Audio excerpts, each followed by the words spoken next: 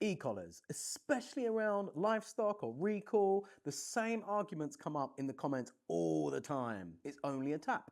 They save dogs' lives. They're fine when used correctly. So instead of trading slogans, I want to respectfully address those arguments. 1. It's only a tap. It doesn't hurt. If a sensation didn't matter to the dog, it wouldn't change behaviour. E-collars work because the dog wants to avoid what they're feeling. People say it's not uncomfortable. It's just like a vibration. It doesn't hurt. But it still works by adding something the dog doesn't want. And fear isn't about intensity, it's about predictability and control. Emily is quite nervy. If I jump out on her unexpectedly, even mildly, it's going to put her on edge. And just to be clear, I do not recommend this as a relationship building exercise. It's not painful, it's not intense, but it's the not knowing when it's coming. That's how fear works. It's not the intensity, it's the unpredictability and lack of control. The dog isn't choosing recall for something joyful, they're choosing recall to prevent something unpleasant. That distinction matters. 2. Reward-based recall fails around distractions. We need e-collars for safety. Reward-based recall doesn't fail around distractions, it fails through poor teaching and management.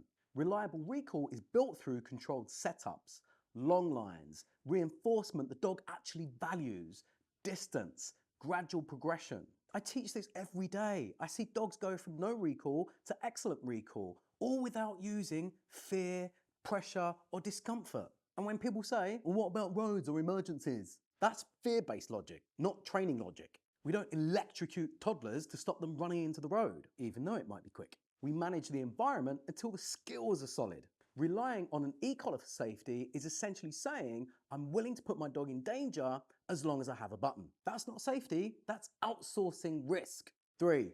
The classic phrase, when used correctly. This phrase gets thrown around constantly and usually means, I believe I have good timing and judgment, which is something every human being believes about themselves.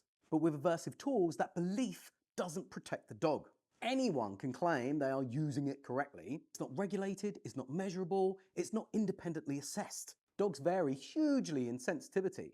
Stress tolerance and arousal change day to day. Timing has to be near perfect. If a method requires exceptional skill to avoid harm, then it's a high-risk method. Low-risk methods don't need disclaimers. 4. Livestock and the zebra lion analogy. Letting a dog off lead around sheep without an e-collar is like putting a lion in with a pen of zebras.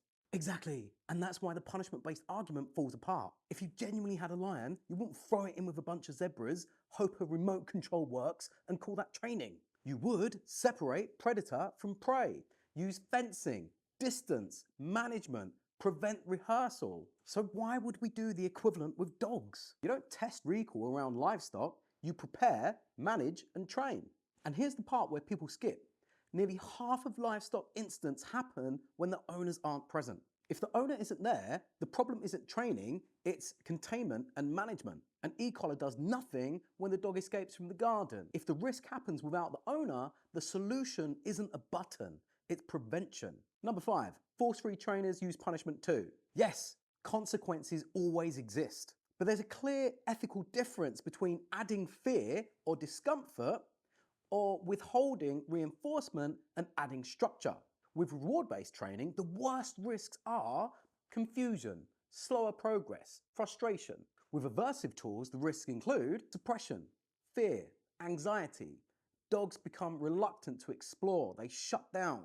Wrongful association, the dog might associate that discomfort with a child or another dog. There's a risk of increase in aggression.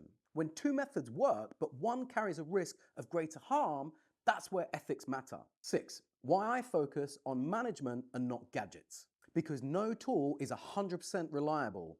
Leads fail, collars fail, humans fail. The difference is this. Management failures don't harm dogs. Electricity doesn't get that luxury. Real safety looks like long lines, secure gardens, threshold awareness, route selection, calm livestock exposure, distance, supervision, realistic expectations. It's not flashy, it doesn't sell products, but it works, even when humans mess up. So my position is simple.